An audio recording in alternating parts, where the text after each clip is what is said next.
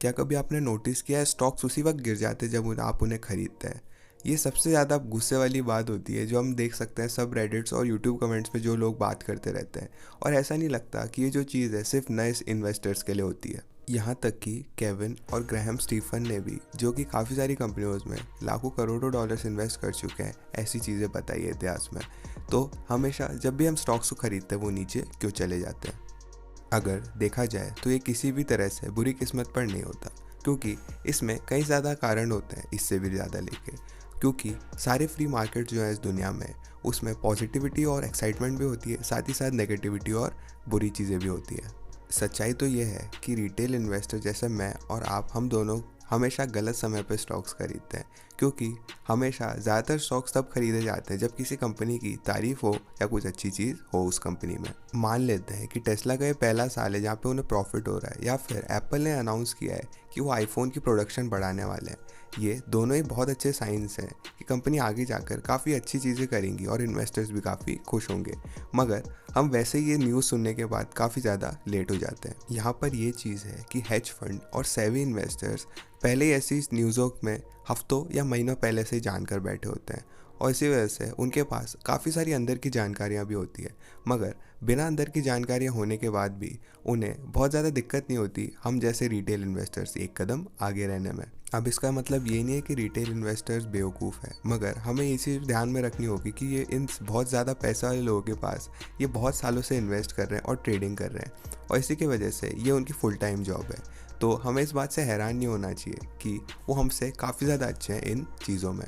जो भी हो, ये एक ऑप्टिमिज्म वाली स्टेज है मार्केट साइकिल की, और काफ़ी ज़्यादा प्रॉफिटेबल स्टेज भी। इसके बाद हमारे पास आती है एंथुजियाज्म स्टेज। ये वो समय होता है जहाँ पर ज़्यादा एक्सपीरियंस वाले रिटेल ट्रेडर्स आते हैं, जिनके पास ज़्यादा पैसे तो नहीं होते और उनको शायद ये भी पता नहीं होता कि स्टॉक ऊपर क्यों जा रहा है, मगर वो ये देखते हैं कि काफ़ी ज़्यादा स्टॉक्स को ख़रीदा जा रहा है और बहुत ज़्यादा पैसे लग रहे हैं, और इसी की वजह से ज़्यादा हेज फंड वाले और मार्केट बनाने वाले को ऐसी चीज़ें पता है जो उन्हें नहीं पता। और इस समय पर जो एक्सपेक्टेड न्यूज़ है वो बाहर नहीं आई होगी, और इसके टाइम पे जो दिमागदार होगा वो अपना पैसा लगा चुका होगा और अपने आप को एक पोजीशन में ला चुका होगा। और इसके बाद जो है हमें न्यूज़ दिखती है कि CNBC और ब्लूमबर्ग कहते हैं कि अमेज़ॉन में काफ़ी अच्छा साल गया है इस बार, और इसी के साथ साथ टेस्ला एक नई फुल सेल्फ ड्राइविंग गाड़ियाँ लॉन्च करने वाला है। और इसी के बाद जो न्यूज़ देखते हैं और सबसे पहले अब वापस से अपनी ट्रेडिंग कराते हैं, उसके बाद स्टॉक के प्राइस और ज़्यादा बढ़ जाते हैं। मोमेंटम ट्रेडर्स जिन्होंने अलर्ट लगा रखी होती है कि स्टॉक ऊपर नीचे जाने वाले हैं, उनको अलर्ट मिल जाता है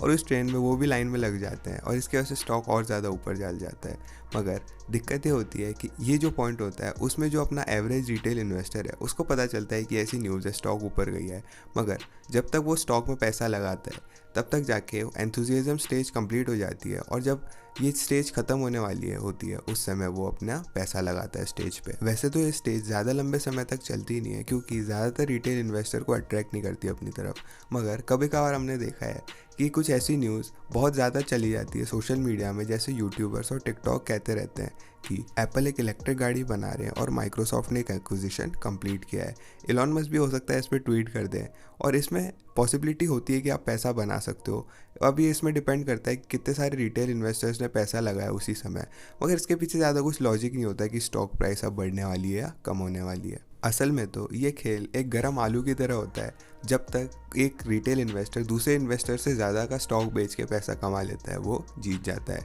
ये साइकिल चलती रहती है, और एक पॉइंट पे रिटेल इन्वेस्टर्स या तो थक जाते हैं इतने ज़्यादा स्टॉक में पैसे लगा के, या फिर वो ये सोचते हैं कि हम मार्केट बनाने वाले ये डिसाइड करेंगे कि इस पार्टी को चालू रखना है या नहीं। अब ये बात हमें ध्यान रखनी होगी कि इंस्टीट्यूशनल इन्वेस्टर 70% स्टॉक ट्रेडिंग का वॉल्यूम अपने पास रखते हैं, तो ये समझना मुश्किल नहीं होगा कि हेज फंड और मार्केट बनाने वाले लोगों के पास काफ़ी ज़्यादा स्टॉक होता है इन सारी चीज़ों के ऊपर नीचे होने के बाद भी। इसी के अलावा बहुत सारी ऐसी चीज़ें लो वॉल्यूम ट्रेडिंग पे बढ़ती है, और जैसे ही हम देखते हैं कि एक बड़ा लाल जलने वाली मोमबत्ती ऊपर जा रही है, तो हमें लगता है कि कुछ ना कुछ तो बदलने वाला है, और इसकी वजह से ये हमें चिंता में डाल देता है। जब तक ये होता है जो समझदार पैसा है वो अपने आप बिकना शुरू हो जाता है, मगर जो हमारे जैसे रिटेल इन्वेस्टर्स हैं वो ये सोचते हैं कि बस अभी स्टॉक नीचे जा रहा है, और वो उसे ख़रीद लेते हैं कि ये सोच के कि आगे जाके स्टॉक की प्राइस बढ़ने वाली है। वो बढ़ती तो है, मगर जितनी भी वो बढ़ती है उसी में से इंस्टीट्यूशनल सेलिंग वाले अपना स्टॉक बेचकर पैसा निकाल जाते हैं,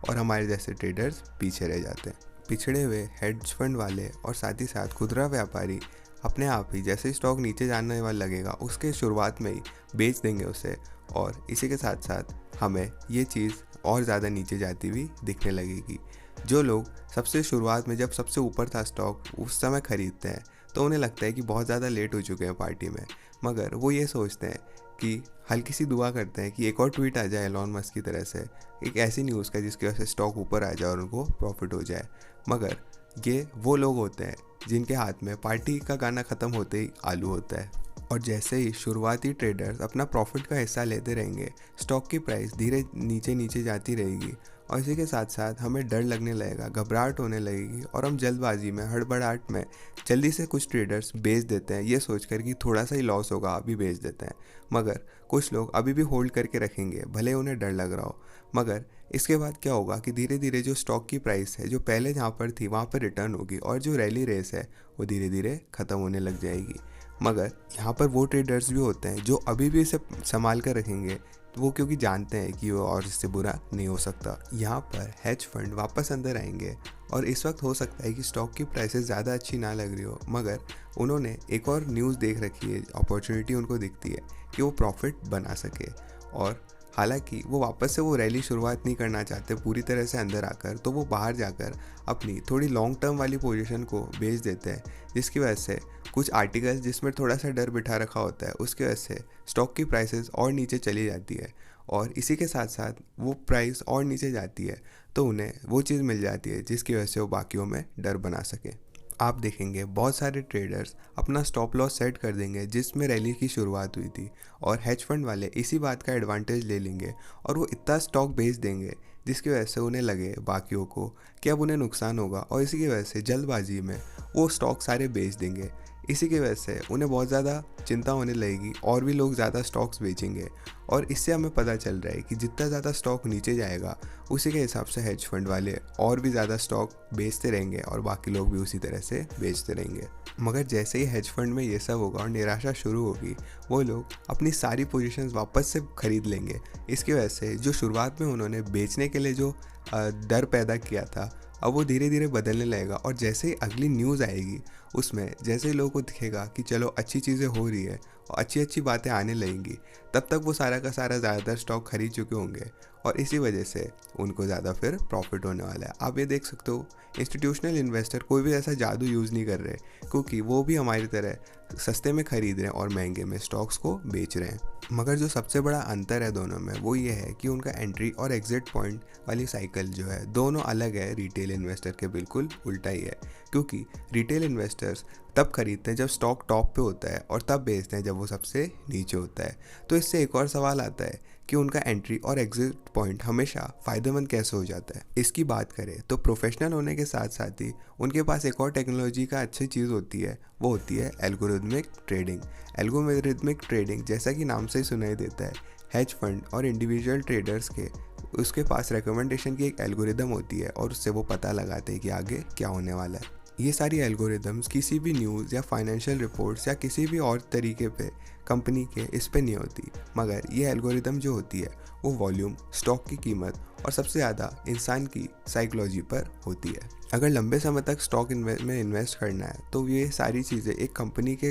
वैल्यूज़ और साथ ही साथ इंडस्ट्री के ऊपर डिपेंड करता है। मगर छोटे टर्म की स्टॉक ट्रेडिंग में इसमें कोई भी ऐसी चीज़ नहीं होती कि कंपनी कैसी है, कोई भी नहीं है। हाँ, ये बात है कि अच्छी न्यूज़ का मतलब है कि स्टॉक में प्रॉफिट होगा शॉर्ट टर्म में, मगर लॉन्ग टर्म प्रॉफिट की अगर बात करें तो उसमें ये सही ज़रूरी हो जाती है कि हम ह्यूमन साइकोलॉजी को समझ सकें। स्टॉक कितना ऊपर जाना चाहिए जब तक कि लोगों को लगेगा कि वो फोमो में या फिर फियर ऑफ मिसिंग आउट में होने वाला है। एक बार जब लोग फोमो में आना शुरू कर जाते हैं तब तक कितनी यूफोरिया वाली हाइप हो रहने वाली है, और इसी के साथ साथ अगर स्टॉक कितना नीचे गिरेगा तब तक कितने लोग उसको डर के मारे बेच देंगे और कितनी देर तक वो डर के मारे बेचते रहेंगे। ह्यूमन साइकोलॉजी की बात करें, एक और चीज़ ध्यान में रखने वाली ये है कि आपको कब आप नीचे गए थे स्टॉक में वो ज़्यादा याद रहेगा बजाय इसके कि कब आपका स्टॉक ऊपर गया था। ये इसलिए क्योंकि हमारा ब्रेन बनाए इस तरीके से गया है कि वो दर्द को ज़्यादा याद रखे, जिसकी वजह से हमें वापस वो चीज़ गड़बड़ी दोबारा ना रिपीट करें। अब जैसा हमने जाना कि जब आप स्टॉक के मूवमेंट को देखते हो शॉर्ट टर्म में तो बस एक सिक्के के दो पहलू की तरह है। या तो जैसे ही आप उसे देखोगे हो सकता है कि वो नीचे चला जाए आपके खरीदने के बाद, 50% ये संभावना है। मगर अगर स्टॉक वापस ऊपर आ जाता है और आप बहुत सारा पैसा भी बना लेते हो उससे, मगर फिर भी आपको ये याद रहेगा कि आप कितना नीचे गए थे बजाय इसके कि आपने कितना ज़्यादा पैसा कमाया उससे। और इसी की वजह से आपको दिमाग को ये लगने लग जाता है कि स्टॉक हमेशा नीचे जाते हैं जब भी आप उन्हें खरीदते हैं। मगर सच्चाई तो ये होती है कि आपने एक काफ़ी अच्छी चीज़ करी, और एक ये बात भी है कि ऐसा नामुमकिन है कि हमेशा हम ये सब बता सके कि स्टॉक क्या ऊपर जाने वाला है या नीचे। वैसे भी सालों से ज़्यादा पैसे वाले और उनके एल्गोरिदम्स ने ये मास्टर कर लिया है कि इंसान किस तरह से रिएक्ट करता है अलग अलग चीज़ों की वजह से, और इसी की वजह से वो बहुत ज़्यादा बार पैसे बना लेते हैं, जबकि 80% हमारी तरह के ट्रेडर्स से वो पैसे गंवा देते हैं। अगर आप दिन भर ट्रेडिंग नहीं करते, बस आप ये एक ऐसी लॉन्ग टर्म पोजीशन बनाना चाहते हैं कि आपके ट्रेड सलामत रहे लंबे समय तक, फिर भी आप एक ही नाव में हैं। क्योंकि अगर आप सोचेंगे कि एक डिप बहुत अच्छा है आप ख़रीदने के लिए, मगर उसी के बाद वो स्टॉक नीचे जाता रहेगा, और क्योंकि उसके एल्गोरिदम आपके एक कदम आगे चल रही होगी। अंतर ये है कि लंबे समय तक जो इन्वेस्ट करता है वो भले ही चीज़ें नीचे जा रही हो उनको ज़्यादा दिक्कत नहीं होती, वो फिर भी होल्ड करके रखते हैं क्योंकि उन्हें पता होता है कि कंपनी रिकवर कर जाने वाली है। और दूसरी तरफ जो नए ट्रेडर्स होते हैं उनमें ज़्यादा डिसिप्लिन वगैरह नहीं होता, कोई प्लान नहीं होता उनके पास, तो इसी की वजह से जैसे ही स्टॉक नीचे जाता है तो वो डर के मारे उसे बेच देते हैं और वो स्टॉक मार्केट को दोषी ठहराते हैं। आपको ये लगता होगा कि ज़्यादा पैसे वाले गलत तरीके से वो कर रहे हैं, पैसा बना रहे हैं, मगर जो भी उनकी सारी प्रैक्टिसेस है और ये सारी चीज़ें हैं, सच्चाई तो ये है कि बिल्कुल गलत है। मगर दिन के आखिर में स्टॉक मार्केट एक खेल है जो कि किसी और के अकाउंट से पैसा आपके अकाउंट में ट्रांसफ़र करने की बात होती है।